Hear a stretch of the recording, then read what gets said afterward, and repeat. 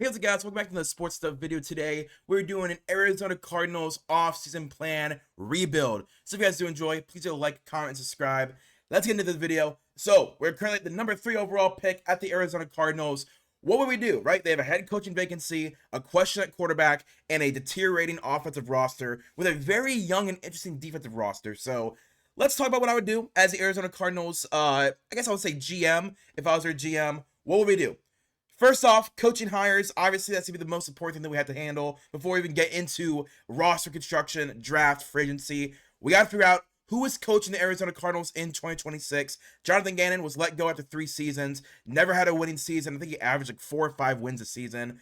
Drew Petzing tanked a interesting season that they could have had. But what do the Arizona Cardinals do when they pivot?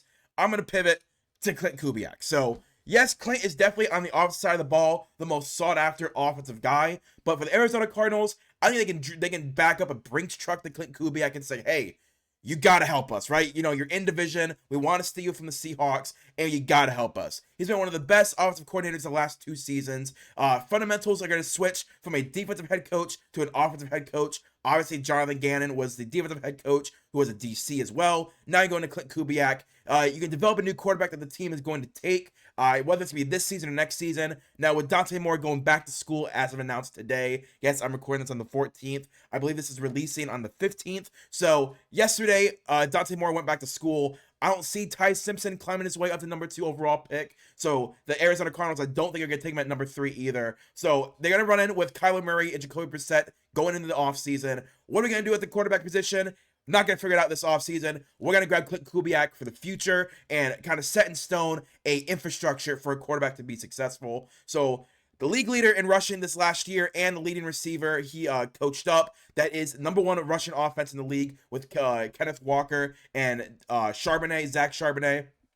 And then the leading receiver in the NFL with Jackson Smith-Njigba, who looks like one of the most dominant guys, was all because of Clint Kubiak, right? Last year with Ryan Grubb, it was an okay offense, but it wasn't a league leader in rushing and a leading receiver. The exact same, outside of Sam Darnold, the exact same infrastructure. And Clint Kubiak made it work. He has a plethora of coaches he can sign and join him. Lots of history in the NFL. Very, very extensive. So he's have a long list of guys that he can kind of bring over to the Arizona Cardinals. And the first move we make is the coordinators. So these are the primary guys that I think that will be a big focus for Clint Kubiak. Is offensive coordinator. I think Andrew Janico is going to be the number 1 guy to bring with them. Andrew has followed Clint Kubiak nearly everywhere for the last 6 years. He was a quarterback wide receiver coach in Minneapolis in 2021. Then he was with the Saints in New Orleans in 2024, in Seattle in 2025. He has been with him for the last 6 years. He's his most trusted advisor on game plans, and he has helped coach both Sam Darnold, Spencer Rattler, and Derek Carr. They've all 3 looked very good at times. Derek Carr, obviously, at the beginning of last season, was looking amazing. Then everyone got hurt. Spencer Rattler, that last half of the year, showed a lot of promise to where they kind of made him the starter going into week 1 of 2025. And obviously, Sam Darnold having the best year of his career this season. Andrew Janico has been a big part of that, and I think Clint Kubiak would want to have Andrew be his number 2 on offense and kind of be the quarterback whisperer as the offensive coordinator for the next guy they take. Then at defensive coordinator, I'm going to go Carl Scott. He's helmed this elite DB room in Seattle the last 4 years over 2 staffs. However, Clint Kubiak and Carl Scott have known each other a lot longer than Seattle in the last 4 years. But Carl Scott's developed talent like Kobe Bryant, Tariq Woolen, Nick Evenwari, Devin Witherspoon. And like I said, they've known each other longer than the last year. They were also on the Minnesota staff in 2021 together with Clint Kubiak. Carl Scott was a DB coordinator, and Clint Kubiak was a wide receiver coach. So they already know each other very well when it comes to playing against each other and scheming against each other. He was a defensive pass game coordinator this past year, which was top 7 in the league in 2025. So great at scheming defensive pass games, and in the NFC West, where you have a lot of really good passing games and a lot of really good rushing offenses, I think Carl Scott is the exact type of dude who, one, Clint Kubiak knows and has, a very extensive history with when it comes to practice, training camp, and, throughout the week with training. I think they know each other very well. They have to get along, and I think that'd be a great hire for Clint Kubiak to bring over to the Arizona Cardinals. This one is a little unknown. For special teams, I'm going to go with Nico Thorpe. Nico is a newer coach in the NFL, but has climbed the ladder quickly from an assistant on the defensive side of the ball to second in command of a great special teams unit. He could be risky. He is unproven as a special teams coordinator and as a coach overall, but, you know, he's a former player, the former special teams captain for the Seattle Seahawks from 2016 to 2020. So he could stay in Seattle forever as a Seattle Seahawk through and through. But I think if Clint Kubiak, this very, very young coordinator team, if he can say, hey, Nico, I think that you're a really good guy. You know what you're talking about. How about you come over to the Arizona Cardinals? Yes, former rival in Arizona Cardinals, and you get the helm of special teams unit and make it your own. I think that's a job you can't pass up. You know, special teams for the Seahawks, very solid. But for me, if I'm Nico Thorpe and I get to helm my own special teams already, I'm jumping at that 10 out of 10 times. So, yeah, Clint Kubiak as a head coach, Andrew Janico as the offensive coordinator, Carl Scott as a defensive coordinator, and Nico Thorpe as a special teams coordinator. All of them are first-time coordinators, but I don't think that's an awful thing because, you know, Clint Kubiak, we've seen what he can do for the offensive side of the ball. And Carl Scott, his portion of the defense is top 7 in the league, and they have a very extensive history. He knows how to develop guys. I think that's something that this Arizona Cardinals team has very, very much lacked, is someone who can develop talent, and Carl Scott can do that. Clint Kubiak can do that, and I would love to see what Budda Baker, Jalen Thompson, and all these very young DBs that the Cardinals have drafted over the last 3 years. I would love to see what all those DBs can become under Carl Scott. So, yep, those are my coordinator moves. Next, we have our cuts and or trades to the roster. I'm going to make a very big splash when it comes to a trade. I'm going to trade Kyler Murray away. Yes, signing Clint Kubiak would make you think, oh, cool, Kyler Murray's going to stay as an Arizona Cardinal. That is not what I'm doing. I'm going to be trading Kyler Murray. This last year, he had 962 yards, 6 touchdowns, 3 interceptions, 145 rushing yards with 1 rushing touchdown. It looks like the team is ready to move on. That's from an ownership and GM standpoint. And I think they hire a head coach. They're telling the head coach, hey, just letting you know, we're moving on from Kyler Murray. He has 1 year left in his deal. We can trade him and save all that money in cap space. And the next team can have basically a 1 year rental for him. If they don't like him, they can move on. He was benched for Jacoby Brissett, which, yes, as a Browns fan, I love Jacoby Brissett. But come on, man, you can't lose the starting job that you were drafted and extended at for Jacoby Brissett. New GM, new head coach, not the one that drafted or extended him. So, in my opinion, Kyler Murray still has a potential to be one of the better quarterbacks in the NFL. Great deep ball, great deep accuracy, great when he's on the run. The issue is the easy stuff, right? The slants and the short game. It's hard for him to see over the offensive lineman, so he kind of has to, like, choose the deep ball because he can see it a little bit better. But I think if Kyler Murray can get behind an elite offensive line, I think he will have a chance to rebound. And I want to get him with a great offensive mind, and I think he will rebound. So I'm gonna send Kyler Murray to the Los Angeles Rams for a 2027 second-round pick. Now, I don't think it's out of the realm possibility that you might be able to get a 2026 pick, but if I'm the Arizona Cardinals,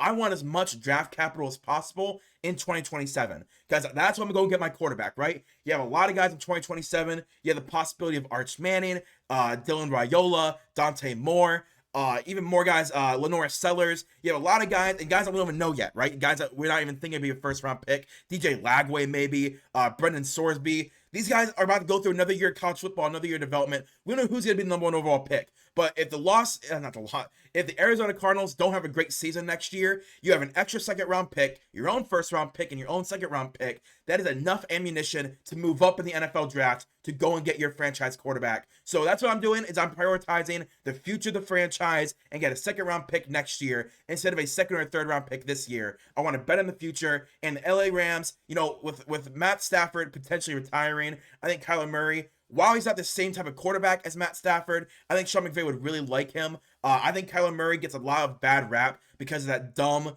story about his contract where if he doesn't watch film, he doesn't get certain bonuses. I'm sorry, watch Kyler Murray play. He's a great quarterback. He obviously watches film, and I think people overblow how much he plays video games. I think that story is so stupid because Kyler Murray, when he's playing, knows how to play ball. And in LA, he has Puka Nacua, he has Devontae Adams, he has Kyron Williams, and a great offensive line. That would be a great spot for Kyler Murray to land. And again, for the Rams, it's a 1-year bet in 2026 that, hey, Kyler, if you play amazing, we're going to extend you, right? There's no guaranteed money left in this deal. It's 2 years remaining. There's 2 years remaining. No guaranteed money left in 2026 and 2027. So what they can do Trade for Kyler Murray. He plays all of 2026. If it works out, amazing. We'll give you an extension and give you more guaranteed money. If it doesn't work out, we can cut you and save $40 million against the cap space in 2028, and we can go get our own quarterback. So that's what I'm doing for the Arizona Cardinals. I'm moving off Kyler Murray, and that's not going to be the guy Clint Kubiak is going to be going for as his quarterback. It's going to be next year where they have a first-round pick in 2 seconds to go and get their guy. Next I'm going to be cutting is James Conner. James Conner, I think the time has just come for him to be let go from the Arizona Cardinals. 95 yards, 1 touchdown, 3 yards per carry, 38 rushing yards, and 38 receiving yards and 1 receiving touchdown. He's coming off a severe foot injury. He's 30 years old. Massive foot injury. I just don't think he has anything left in the tank after that. He only played 3 games, and he only had 95 yards in 3 games. That's rough, buddy. 2026 is not guaranteed in his contract, so they can let him go and save the full $8 million. There's no timetable yet now open for a 2026 return. I do think he will come back next season. I just don't want him to be on the Arizona Cardinals. We have Trey Benson, we have Emery DeMarcado, and we have draft picks. We can replace James Conner pretty easily when it comes to the future at the running back position. Plus, it's a great free agency class. So for me, I'm going to cut James Conner. He's 31 years old. You know, maybe he can go back to the Pittsburgh Steelers. Maybe he can go to another team. But we're going to save that $8 million and just move on from him. Then the last cut I'm going to do is below Nichols. I want to get young on the defensive line. We've invested a lot of first and second round picks on the defensive line. So I want to move on from the below Nichols and let those young guys get more snaps. Another $6 million in the positive for cap space. Restructures. No one that is on a deal I want to restructure. I'm cool with it. So entering re-signings and extensions, we're at positive $82 million this year, positive $191 next year, and positive $262 the year after. So very healthy cap space we have to play with. The first re-sign I want to focus on is Jonah Williams, our starting right tackle. Last year, he had a 56 PFF grade, 54 pass blocking, 57 run blocking, 5 penalties, and 3 sacks allowed. Is he the best tackle in the NFL? Absolutely not. But right tackle for this team has been an issue for years, mainly because of Jonah Williams. But for me, I think he played actually pretty well for a stable quarterback like Jacoby Brissett. When he was in Cincinnati, the last year of his run in Cincinnati, he actually had a pretty solid season, blocking Joe Burrow when he was healthy. Comes to Arizona. He's been okay in Arizona, but again, I think he played better blocking a stable quarterback like Brissett. Pretty cheap deal to secure your offensive line. Again, if it doesn't work out, it's whatever. You can move on from him. There's a lot of offensive line needy teams. Kind of like Cam Robinson with the Minnesota Vikings when they traded him to the Browns.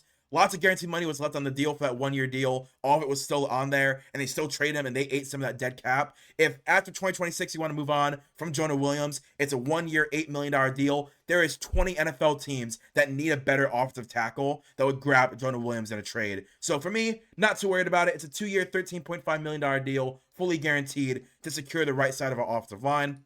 Next, give me Greg Dortch. I want to bring him back to Arizona. He had 29 receptions, 206 yards, and 3 touchdowns this last year. He's one of my favorite slot receivers in the NFL. I love him. I think he's a really good receiver. Doesn't get enough targets, in my opinion, for the production he can have. Always where he needs to be. Great chain mover. He's actually a really good run blocker for his 5'9" frame. Secure your wide receiver room for your new quarterback, whether it is Jacoby Brissett, a rookie, or a guy next year. I want to have as many wide receivers as I can to make sure he has as many options to throw to. So Greg Dortch, I'm going to bring him back on a 2-year, $9.5 million deal, $6 million guaranteed. That is 63% guaranteed for your wide receiver 3, your starting slot. Great deal. Again, he's been in Arizona for 4 or 5 years now, and every time I watch Greg Dortch, I love watching him. He's just one of those dudes that knows how to get open and open consistently. Next, the first extension I'm going to work on is Paris Johnson Jr. Paris Johnson this year had a 77 PFF grade, 77 pass blocking, 73 run blocking. He did have 7 penalties and 5 sacks, though. It was a very rough season from Paris Johnson and company. It was not just Paris Johnson who struggled this year. The entirety of the offensive line played very poorly. Drew Petzing, honestly, is really ruining a great tackle. Thank God he's no longer his offensive coordinator, because there was a time there where it was, oh my God, what is going on with Paris Johnson Jr.? Personally for me, we saw what Clint Kubiak did to Charles Cross and Abraham Lucas. He elevated their play so well. I think he did the exact same thing for Paris Johnson. So I want to extend Paris Johnson ASAP. We hire Clint Kubiak. I'm immediately extending Paris Johnson because his number is only going to go up once the season starts and he starts playing really well. So I'm going to give him a 4-year, $75 million deal, $45 million guaranteed. That is 60% guaranteed at a $15 million signing bonus. So 2026 is unaffected. He's going to make his $9 million. But in the extension, I'm going to give him a 4-year deal. And listen, if I can get Paris Johnson for less than what? $22 million a year averaged out, I'm doing it. I'm doing it because he's a franchise level left tackle when healthy, when everything's going well. This dude is a mauler in the run game, great pass blocker, and with a different offensive coordinator and a different scheme, I think 100% Paris Johnson can be that guy at left tackle. So we're going to buy low on him, knowing what Clint Kubiak can do for his offensive line in his scheme. Then the next extension I'm going to do is Michael Wilson, who apparently I did not do any of his stats for. That's cool. Well, let's talk about Michael Wilson. Michael Wilson, did I not even do his deal? No, I did do his deal. Michael Wilson with Jacoby Brissett has completely broken out.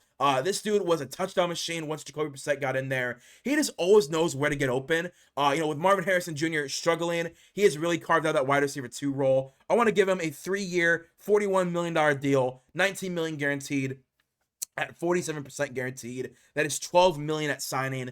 This dude's really good. I want to give him a 2-year deal. So in 2027, when you have that rookie quarterback, you have hopefully Marvin Harrison Jr., Michael Wilson, and Greg Dortch. That, your current wide receiver core, that I think is still pretty solid. You can add more wide receivers as well in free agency and through the draft. But if you know you're going to have those 3 guys, that is a strong foundation to build on. And essentially, it's a 2-year extension. As you can see, it's only about 19 million guaranteed over 2 years. That really big $22 million jump is not guaranteed. If he's not playing well, you can let him go. But Michael Wilson has proved that he is worth a chance to try and get that big bag for him.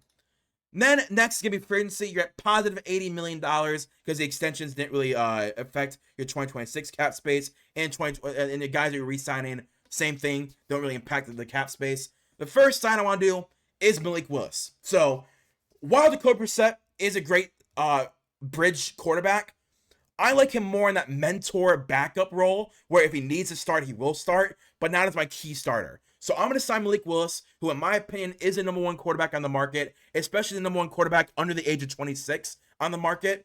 This year had 422 yards, 4 touchdowns, 0 interceptions, 9 rushes for 67 yards, and 2 touchdowns. He has really rehabbed his value in Green Bay. Matt LaFleur has done a great job ridding him of bad habits. He knows exactly where to throw the ball. He's great at leveling the ball as well, which at Tennessee was a really big issue. Was he is not, it wasn't clear line of sight with his ball. He would just throw it and he'd get intercepted or batted down. He's now leveling the ball a lot better. He has better field vision. I'm a big fan of Malik Willis entering this offseason after the couple of starts he had this year in replacement of Jordan Love during his injury. And in my opinion, Malik Willis right now is very Sam Darnold-esque thrower and runner. He'll run if he needs to, kind of like Sam Darnold will, but doesn't rely on his athleticism to win games, right? He'd rather sit back in the pocket, maneuver around, throw the ball, and he has a very good velocity as well in his ball. If you watch that ball spin, it's spinning 7 or 8 times before it gets to the receiver in only a 15-yard range. He has a high velocity, high torque, and I think Clint can really rely on him to be the floor for the team. So in 2026, if you play yourself out of a quarterback, that's fine. You have Malik Willis, you still have him in 2027, or if Malik Willis gets you to like 6 wins at the end of the year, you still that 2nd-round pick you got from Kyler Murray. You have another 2nd in your 1st, and you can use Malik Willis as a trade chip to trade up to a quarterback needy team. Let's just say, for example, the Cleveland Browns have the number 3 overall pick, right? Number 3 overall, and they say, you know what? We don't really need a quarterback. We don't like any of the quarterbacks this year. Malik Willis we really like though.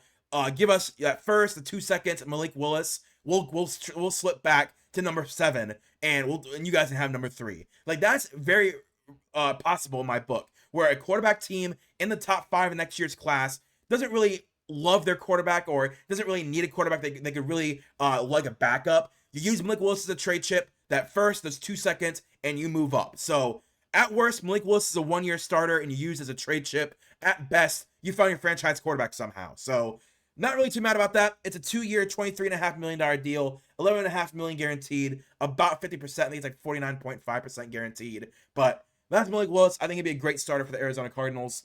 Next, we have Quincy Williams, a linebacker from the New York Jets. This year, he had 61 tackles, 4 sacks, and 42 run stops. He had a down year under Aaron Glenn. You could tell he was in the doghouse post the Quinnen Williams trade, and he kind of had to work himself back out of the doghouse. He came to a defense who's going to need a lot of linebacker help with the Arizona Cardinals. You know, a lot of their draft picks have been the secondary and the defensive line. Not a lot of draft capital or free agency has been focused on the linebacker position, and I think this is the time to go and grab an impact thumping linebacker. He's a great run stopper, great at the line of scrimmage, so I'm going to give him a 3-year, $27.5 million deal, $14.5 million guaranteed. That's 53% is guaranteed for this deal, and I think you grab your linebacker number 1, and you are very happy with that outcome, getting a guy who you know can start for you day 1 and provide valuable minutes. The next I want to get is his teammate Elijah Vera Tucker. No stats this year as he was injured, and injuries have hindered a very high potential guard for the last 3 years. He can come in, he can start at right guard and not even really have a lot of competition. It's a 1-year flyer on a previous athletic guy. Again, with all these injuries, is he as athletic as he once was? Probably not, but it's a 1-year deal. He's only 25 years old, so if he can somehow rehab and still be 85-90% of what he was coming out of college, this could be a long-term option for you. Has always been a fantastic run blocker, so again, hopefully that injury this past year has not hampered it too much. 1-year, $2.5 million deal, and I'm very happy to grab Elijah Tucker to be next to Jonah Williams. Then I'm assigning Jalen Nailor. Like I said, I want to add more wide receivers to this team, and Jalen Nailor I think is a great fit. 29 receptions, 444 yards, and 4 touchdowns in Minnesota this year. He's another chain-moving wide receiver. Great when the pocket breaks down. With JJ McCarthy and Sam Darnold, he was always there. Pocket broke down. Let me try and find a scramble drill wide receiver. That's him. Ad-lib's better than most of the guys. 6-foot frame for a smaller room. Again, I think Michael Wilson and Marvin Harrison Jr. are the only guys over 6 foot. In fact, Michael Wilson might be 5'11", but Greg Dortch 5'9", and a lot of the other guys are 5'10", 5'11". So grab a 6-foot guy who plays, I'll say he plays about 6 foot. He hasn't played bigger or smaller, but I want to give him a deal. 2 years, $7.5 million deal. I'm going to fully guarantee it. They try and get him away from other suitors because other teams might offer him more money but less guarantees. So I want to get him on this team as that wide receiver 3 or 4. Him and Greg Dortch can kind of trade out. And if Marvin Harrison Jr. is still struggling, you can start Jalen Nailor on the outside. Next, another big splash. I'm going to grab Travis Etienne, the running back from Jacksonville. I do think it's going to be hard to grab him from Jacksonville. I think a franchise tag at the worst is going to happen for him. So he had 260 carries, 1,100 yards, and 7 touchdowns. Then he had 292 receiving yards and 6 receiving touchdowns. He had a true breakout season finally.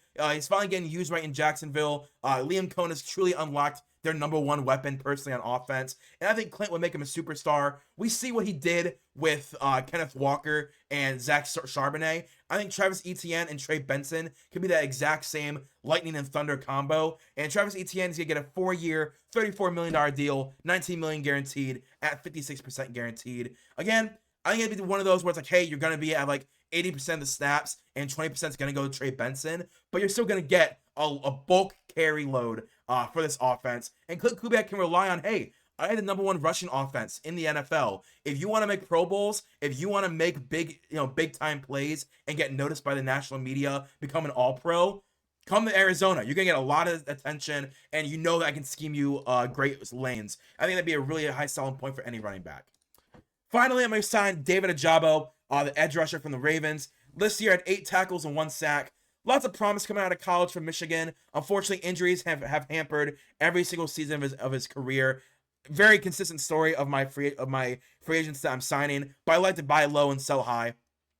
He can get legit snaps in Arizona behind Josh Sweat and Zaven Collins. He's not going to be a starter, but he can be that high-end 3rd guy off the edge. 1 year flying up on a potential dude, and if he does work out, you get a comp pick in 2027. You let him walk, you get a 5th, 6th, maybe a 4th round pick if you can sign a 2 or 3 year deal elsewhere. But for you, you get 1 year, $2 million, and a potential 5th or 6th round pick. Not too bad. Then for the draft, you got positive $64 million. Again, that is a very, very healthy cap space to be in at 2026. If you want to go and make more signings, you can. Or you let that roll over into 2027. You then have almost $200 million in cap space, a franchise quarterback, and a solid offensive defense. I'm all here for it. I'm all here for it. Here's my draft, though, for the Arizona Cardinals if they sit at number 3. At number 3, I'm going to grab Caleb Downs, a safety from Ohio State. In my opinion, is a number 1 pure prospect in this class. And this team has a chance to either trade down and let someone else grab Caleb Downs, or you just take best player available and you get Caleb Downs. I think it would become a lethal duo opposite Budda Baker and Jalen Thompson if they want to re-sign him. Obviously, in this video, I did not re-sign Jalen Thompson, knowing I'm going to grab Caleb Downs.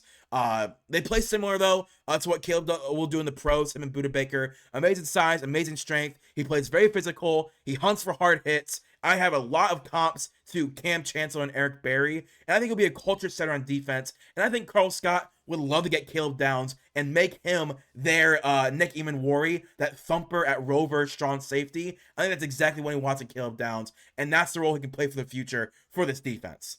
Then at number 34, I'm going to grab Emmanuel Pregnon. Emmanuel, great starting right guard in the second is always a plus. In Seattle and New Orleans, the trenches were the strength of the team, and that's what I want to do with the Arizona Cardinals. You have Elijah Vera Tucker, you have Emmanuel Pregnon, you have, I believe his name is Isaiah Scott, a guard from Illinois they drafted.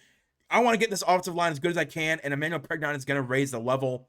Run game is so integral to what Clinton does and what he wants to do, and I want to get as much talent as possible to make that happen. And I'll have an open competition versus, I believe his name is Isaiah from Illinois, who I liked coming out a few years ago. So it would be Isaiah Scott versus Emmanuel Pregnon, and those two guys have to go against it. You have Elijah Vera Tucker, who I think because he's a veteran and he's kind of proven that he can do it in the NFL, it's less of a competition for him. But for Isaiah and Emmanuel Pregnon, open competition for the left or right guard spot. Whoever can win is going to start.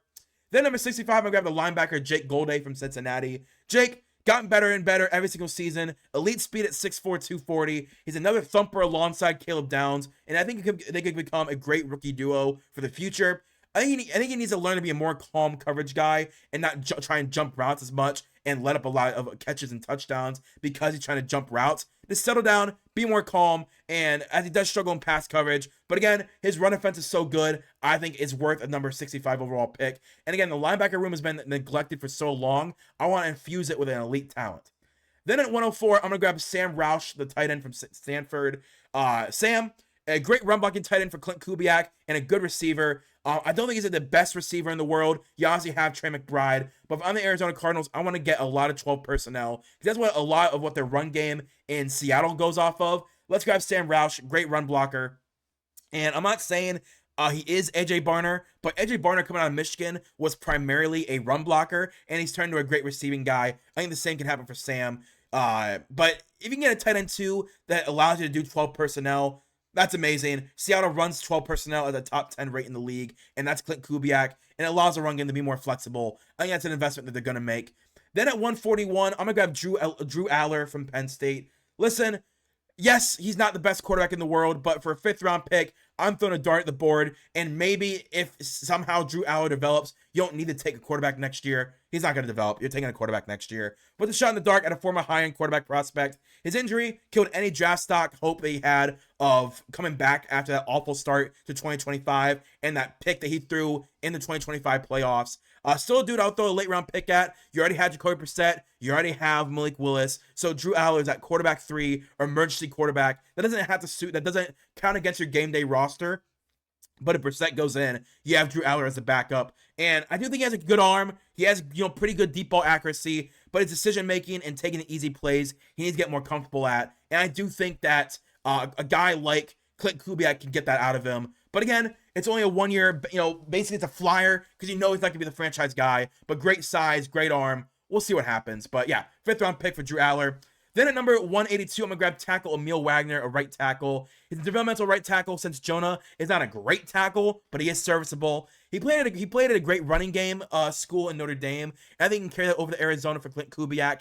If you aren't great at one thing, you aren't great at any, and I think if you grab Emil Wagner, it's building out this offense to be a great run game, and then let the pass game off of play action play off that run game. But Emil Wagner, again, developmental right tackle from a run-first school, going to a run-first offense. I like it. Then at 217, I want to grab a backup running back in Noah Whittington from Oregon. It's another running back body to throw into this room. He's more bruiser than he is elusive. I think he'd be the goal line hard-nosed runner opposite of ETN. Trey Benson obviously going to be the running back too. But if Trey Benson needs to sit a couple of plays, I think Noah Whittington will be the guy to replace those snaps. And obviously the trade for Kyler Murray, the trade that future 2nd-round pick. So yeah, not awful. And here's the projected depth chart for the Arizona Cardinals in 2026. Obviously, I've got to add Malik Willis. I noticed that after I did the roster. I completely forgot to add him. But it goes Malik Willis, Jacoby Brissett, Drew Aller. Running back, Travis Etienne, Trey Benson, Noah Whittington. I like that running back room. Tight end is Trey McBride and Sam Roush. Again, probably add another tight end in there in free agency to kind of round out the room to 3 guys. Wide receiver, yeah, Marvin Harrison Jr., Greg Dortch, Michael Wilson, Jalen Brooks, Jalen Naylor. Probably want to add another wide receiver body as well in free agency, but I don't want to do every single guy, every single roster move that you would do. I only highlight the key ones that would actually play high impactful roles. Wide receiver 6, not high impactful. Then from left tackle to right tackle, Paris Johnson, Demontre Jacobs, Elijah Vera Tucker, and Evan Brown. Sorry, Evan Brown was another guy that I liked, but Elijah Vera Tucker beats him out at left guard. Hajati Froholt has played pretty well this year. I don't really want to move on from him if I don't have to. And John Gaines. Then right guard is going to be the battle of Isaiah Adams and Emmanuel Pregnon. I do think Emmanuel Pregnon would win that battle, but right now, because he's a rookie, I'm going to put him underneath Isaiah Adams. Then at right tackle, you have Jonah Williams, Christian Jones, and Emil Wagner. Again, I want to carry a lot of offensive linemen in this roster, because I don't know what the future is. All right, at right tackle, Jonah Williams isn't the future. It's Christian Jones, Emil Wagner. Maybe, so we're going to keep him on. Emmanuel Pregnon and Isaiah Adams. Both are very young guards. Who can win it out? I want whoever doesn't win out to be the backup. Center is the only one where I could see both guys being cut and you go and get a different center, but I'm going to hold on to them. Then the defensive side of the ball, from left D tackle to right D tackle, you got Zach Carter, who you drafted recently, Dalvin Tomlinson, who you signed last year, and Darius Robinson, who you drafted. Then a couple of backups, and Dante Stills, PJ Mustapher, Raheem Nunez, Roches. Not bad. Interesting defensive line, not amazing. Then your edge rushers, Zaven Collins, Josh Sweat, your starters. Jordan Birch, you drafted last year from Oregon, who I actually really liked last year. Then you have Baron Browning, who you traded for from the Denver Broncos before the season started. BJ Ojolari, you drafted recently, and that 1-year deal with David Ojabo. So again, 6-man group at edge. Maybe a little too deep, right? Maybe you don't actually sign David Ojabo. Maybe you move on from BJ Ojolari. But I think that's where you can cut someone to get another wide receiver. Then at linebacker, Quincy Williams, Mac Wilson, 100%. Those are my starters entering day 1 of training camp. You have Cody Simon, who you drafted recently, Owen Popo, who you drafted recently, Akeem Davis-Gaither, who actually impressed me personally watching this year. Then Jake Golden, that 3rd-round pick. So I think Jake Golden would probably end up being that linebacker number 3, because I do think he would outplay everyone else in that room. Then at corner is where a lot of the draft picks have been. Yeah, Sean Murphy-Bunting, Garrett Williams, Denzel Burke, Will Johnson, Keitrell Clark, Max Melton, Elijah Jones, Kalen Kane. That is 8 guys who I either really liked coming out of the draft or I really liked in free agency. Almost all of them, I think, could start in different teams. But we'll see what happens. New defense. We'll see what Carl Scott likes. I think any of them could start, right? Sean Murphy-Bunting being the veteran in the room. Everyone else on a rookie contract. Interesting at corner. Then at safety, again, I did let Jalen Thompson walk. So you have Keaton Crawford and Dadrian Taylor Demerson as your backups, with Caleb Downs playing strong safety, sometimes sub linebacker as well. With Budda Baker, yes, I think Budda Baker is more of a strong safety as well, but I do think he has played a lot of free safety with him and Jalen Thompson switching back and forth. Maybe, yeah, someone like Max Melton or Elijah Jones play more free safety, and Budda Baker and Caleb Downs come down towards the line of scrimmage. That'd be a fun package. But yeah, that's my projected depth chart for the Arizona Cardinals. Not awful. Again, maybe add another tight end, another wide receiver. Maybe you go and grab another free safety if you lose Jalen Thompson. Maybe you grab another D tackle and you move on from offensive linemen that I liked, but you don't actually want to keep because that's too many guys. But if you guys enjoyed, please like, comment, subscribe. Let me know in the comments down below. Do you like my projected offseason plan for the Arizona Cardinals? You grab Clint Kubiak, you grab his coordinators, and you rebuild for 2027. You have multiple draft picks, and you go and get your franchise quarterback. And in 2026, it's kind of, I don't want to say it's a tank year. It's a find out what on this roster Clint Kubiak wants to keep. And in 2027, that's where you make the big moves for your entire roster. So if you guys enjoy, please like, comment, subscribe, and I'll see you guys later. Peace and bye.